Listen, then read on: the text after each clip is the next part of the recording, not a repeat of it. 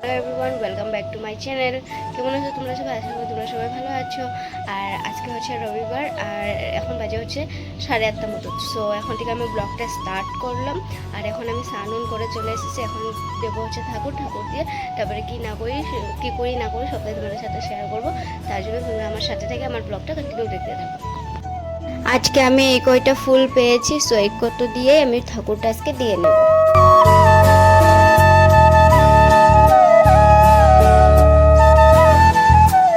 আমার এদিকে ঠাকুর দেওয়া হয়ে গিয়েছে। এখন আমি ক্রিম লাগিয়ে নেব। ক্রিম লাগানোর পরে আমি সিঁদুরটা পরে নেব। সিঁদুর পরে এদিকে আমি যাবো হচ্ছে ছেলেকে ডাকতে। ছেলে এখনও ঘুমাচ্ছে, চলো তাকে ডাকি। মর্নিং, তুমি উঠে পড়েছো? সো তাই ডেইলি এমনভাবে করে কোনোদিন উঠে তাই ব্রাশ করতে চায় না। এমন করে চুপ করে এক জায়গায় চুপচাপ বসে থাকবে। তাকে মানে কি বলবো, অনেক ধমকি দিয়ে তারপরে তাকে ব্রাশ করাতে হয়। যাই হোক, তাকে ব্রাশ করিয়ে নিয়েছি। এখন হচ্ছে তার জন্য হরলিক্স বানিয়ে নেব। তার জন্য এখানে দেখো দুধ ঢেলে নিচ্ছি আমি।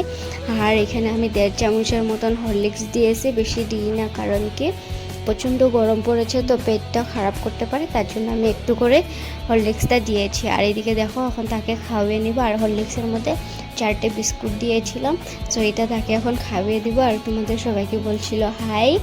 তো আমি এখন ছেলেকে খাওয়িয়ে নিই। তোমরা আমার ব্লগটাকে কন্টিনিউ দেখতে থাকো।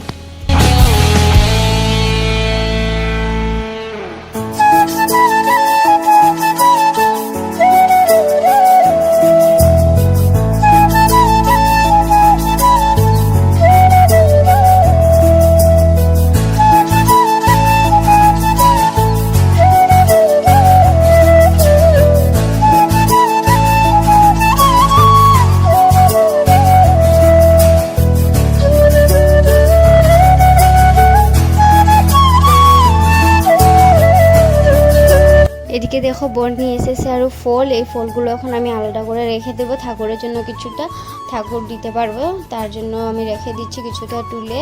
আর ছেলের জন্য এনেছে। আর ছেলে না ফল খেতে অনেকটা পছন্দ করে। যতটা তাই চিপস আর চকলেট না খেতে পছন্দ করে না, ততটা তাই ফল খেতে ভালোবাসে।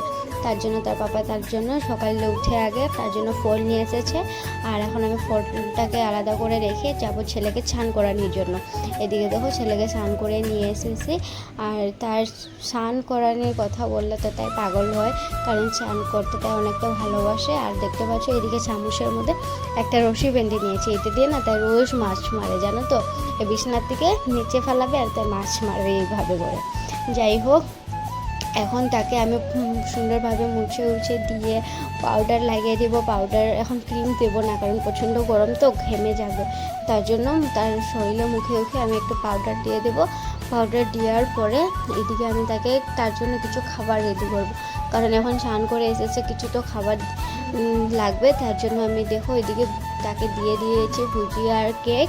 তাই এটা দেখবে এতটা খাবে না, এটা দিয়ে খেলবে তাই এখন।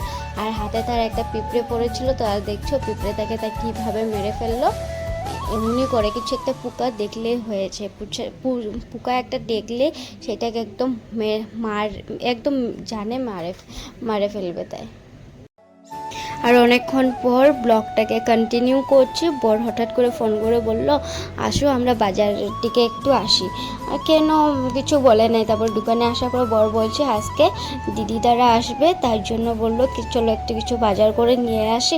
তার জন্য বললাম বরে যখন বলছে কেন যাবো না বললো, তার জন্য আমরা বলে চলো যাই। আর সাথে আমাদের সোনা পাপাটাও ছিল। আর এদিকে দেখো এসে আমরা একটু চিকেন নিয়ে নিয়েছিলাম। চিকেন নেওয়ার পরে চিকেন বানানোর জন্য যে লাগবে সেই সব জিনিস নিয়েছিলাম। আলু, পেঁয়াজ, রসুন আর হচ্ছে টমেটো। আর এখন টমেটোর কথা তো কিছু বলাই যাবে না, কারণ এখন টমেটোর দাম এখন অনেকটা দাম, মানে 100 টাকারও বেশি মনে হয় কেজি। যাই হোক, টমেটো একটু নিয়ে আসার পরে একটু আইসক্রিম নিয়ে এসেছিলাম আমার জন্য ছেলের জন্য। এখন আইসক্রিম খেয়ে নিয়েছি, কারণ প্রচণ্ড গরম, হয়তো একটু আইসক্রিমটা খেলে একটু ঠান্ডা লাগবে। আইসক্রিম খেয়ে তারপর আমরা এখন দেখো আবার পোলাও খাচ্ছি, কারণ এখন বাজে হচ্ছে 3টে মতো। প্রচণ্ড খিদে পেয়ে গিয়েছিলো আর ঘরে তেমন কিছু বানানোও ছিল না। তার জন্য আসার সময় একটু পোলাও নিয়ে এসেছিলাম। আমি আর বর এখন দুজনে মিলে খেয়ে নেব। খাওয়ার পরে আমি এখন মাংসটা বানিয়ে নেব। এখানে মাংস ম্যারিনেট করার জন্য আমি নিয়েছি হচ্ছে পেঁয়াজ বাটা, রসুন বাটা আর হয়েছে হলুদ গুঁড়ো, লঙ্কার গুঁড়ো, জিরের গুঁড়ো, ধনিয়ার গুঁড়ো, মানে মাংস বানাতে যে যে সব মশলা লাগে সব কিছু আমি এখানে দিয়ে দিয়েছি।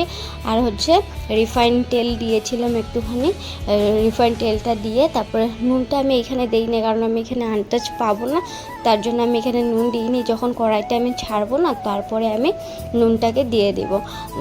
আমি সব কিছু মশলা দিয়ে এখানে ম্যারিনেট করার জন্য রেখে দেবো আধা ঘন্টার জন্য।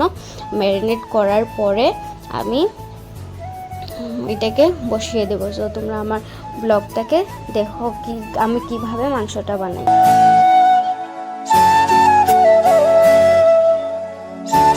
এদিকে দেখো আমি আধা ঘন্টা পরে চলে এসেছি, মাংসটা এখন কিছুটা এমন হয়েছে।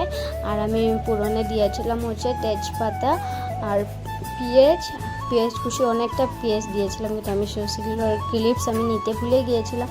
পরে দিয়ে আমি মাংসটা ছেড়ে দিয়েছি। এখন মাংসটাকে কষাবো, মাংসটা যত কষাবে অত ভালো হবে।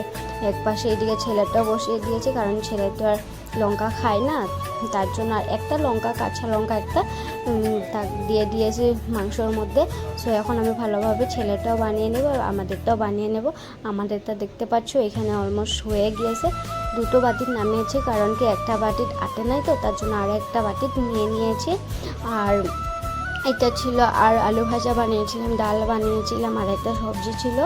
আর বানানোর পরে আমার সব কিছু কমপ্লিট হওয়ার পরে এসে দেখি এদিকে আমার রুমের এই অবস্থা। যাই হোক, সব কিছু পরিষ্কার করে আবার অনেকক্ষণ পরে ভিডিওটাকে কন্টিনিউ করছি।